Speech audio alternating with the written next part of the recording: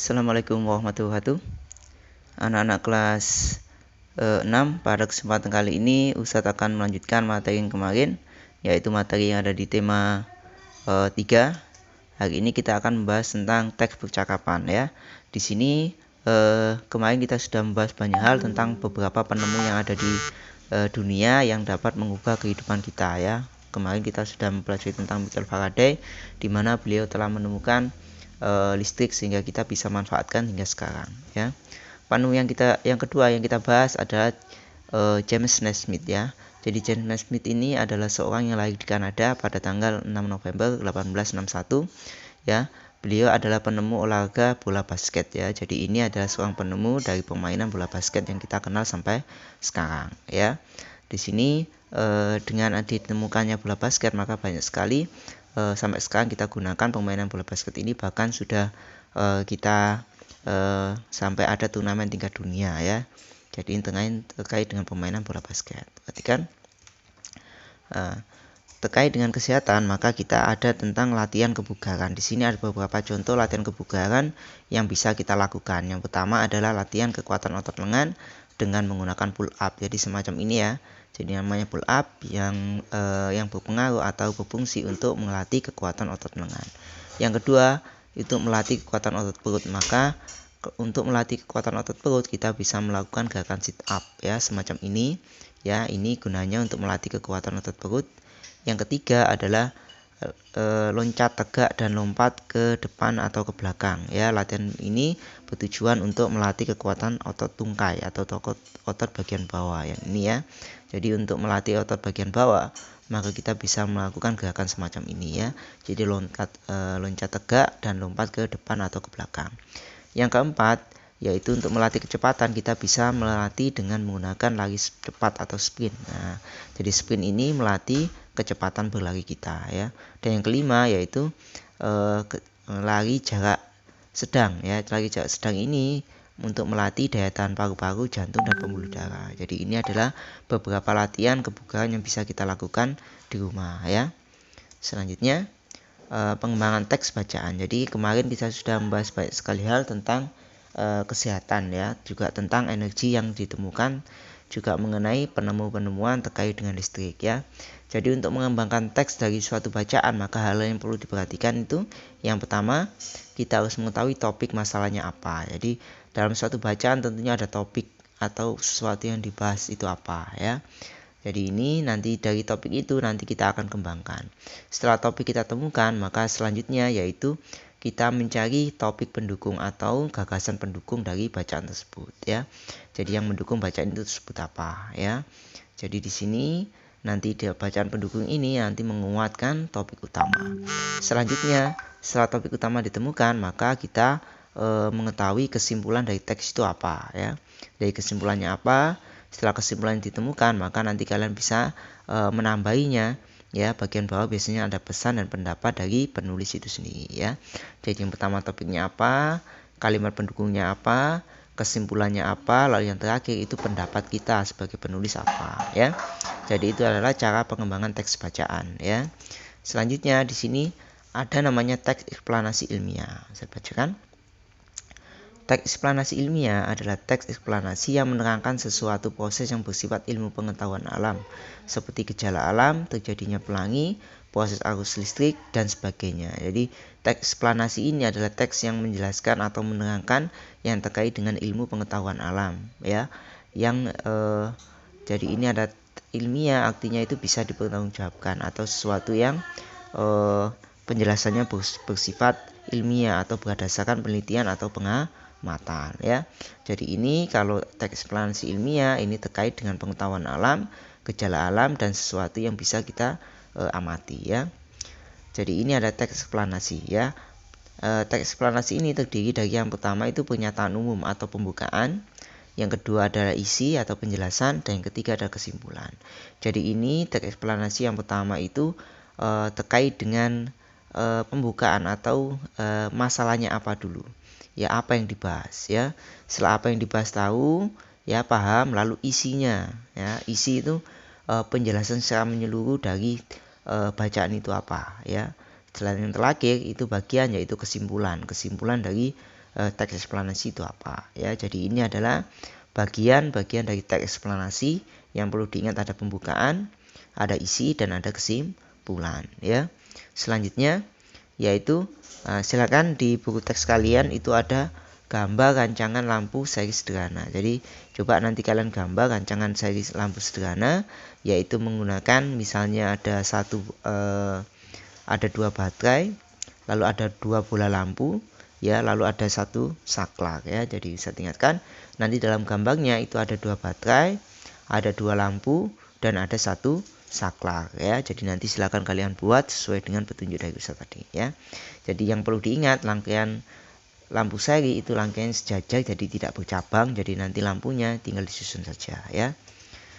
Nah, di sini yaitu sebelum kalian melakukan percobaan apapun itu, apalagi yang terkait dengan listrik, maka di sini ada panduan keselamatan kerja ya.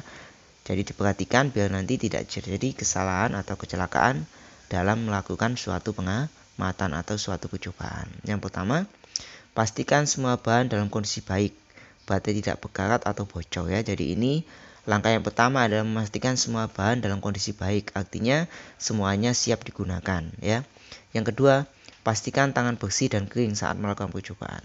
Karena kita menggunakan percobaan tentang listrik ya, listrik salah satunya pengantarnya berupa air, maka kita harus menjaga kondisi tangan kita tetap bersih dan kering sehingga nanti tidak akan terjadi kecelakaan ya.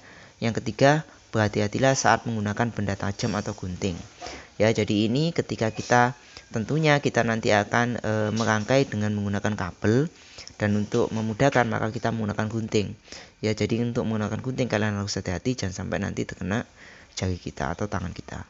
Gunakan alat dan bahan dengan semestinya ya. Jadi ketika menggunakannya tidak berlebihan ya, dan ketika menggunakannya harus dengan hati-hati ya. Jadi itu tentang panduan keselamatan kerja ketika kita bekerja dengan menggunakan listrik ya. Setelah itu penemu bola lampu. Perhatikan, jadi bola lampu yang sekarang kita gunakan itu ternyata ditemukan oleh seorang ilmuwan yang sampai sekarang itu banyak sekali manfaatnya bagi kehidupan kita ya. Siapa itu? Penemu bola lampu yaitu Thomas Alva Edison ya. Jadi Thomas Alva Edison adalah penemu bola lampu pijar yang kita gunakan sampai sekarang ya, yang terus berkembang. Di mana Thomas Alva Edison ini lahir di Milan, Ohio pada tanggal 11 Februari 1847 ya. Jadi ini adalah terkait dengan penemu dari bola lampu. Nah, secara keseluruhan nanti kalian bisa baca di teksnya ya. Selanjutnya, nah ini berdasarkan bacaan ini nanti kalian silakan temukan gagasannya tiap paragraf ya. Jadi paragraf pertama apa yang dibahas di sini ya, dan selanjutnya nanti kalian tinggal mencari di buku paketnya ya. Jadi dibaca lalu nanti kalian tentukan isi dari masing-masing paragraf. Oke. Setelah itu maka kita belajar tentang unsur lingkaran. Di sini Ustaz jelaskan ada beberapa unsur lingkaran yang perlu kalian ketahui. Yang pertama adalah jari-jari. Jari-jari di sini disimbolkan dengan R. R ini artinya jari-jari ya. Lalu P itu namanya pusat lingkaran ya. Jadi ingat-ingat ada jari-jari, ada pusat lingkaran ya. Lalu ada namanya diameter. Kalau diameter itu A sampai B ini namanya diameter. Jadi ini diameter, ini jari-jari, ini pusat lingkaran ya. Dimana jari-jari itu setengah dari diameter ya. Selanjutnya, nah ini adalah langkah-langkah kalau kita ingin membuat lingkaran dengan menggunakan jangka ya. Jangka bentuknya semacam ini ya. Jadi nanti di sini ada ujung yang runcing, ujung satunya itu ada pensil di ujungnya. Nanti kalau kita ingin bikin lingkaran, tinggal bagian yang ada jarumnya ini ya, maka kita tancapkan sedikit di sini. Setelah itu nanti kita tinggal menggerakkan bagian atas untuk membuat lingkaran ya. Jadi ini adalah cara membuat lingkaran menggunakan jangka ya. Jadi di sini kalau kita ingin mengukur jari-jarinya berapa, maka kita tarik garis dari A ke P. A itu bagian ujung dari mana ini, dari lingkaran. Yang P itu pusat lingkarannya. Nah, jadi kita tahu jari-jarinya berapa. Atau kalau misalnya disuruh bikin dengan jari-jari tertentu, tinggal kita sesuaikan aja, kita ukur, setelah itu kita membuat lingkarannya ya. Jadi semacam ini. Yang ini jari-jarinya, yang ini diameternya. Oke. Nah, ini ada beberapa pertanyaan terkait dengan ukuran pada jari-jari ya. Yang pertama ini diketahui jari-jarinya 8, maka kita menghitung diameternya. Nanti menghitungnya tinggal 8 kali 2 ya.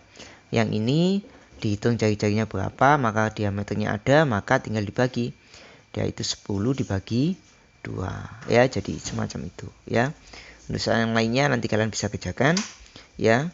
Jika kesulitan nanti bisa tanya ustaz-ustaznya atau bisa tanya pada orang tua kalian ya. Nah, selanjutnya tentang hak dan kewajiban terkait dengan listrik ya.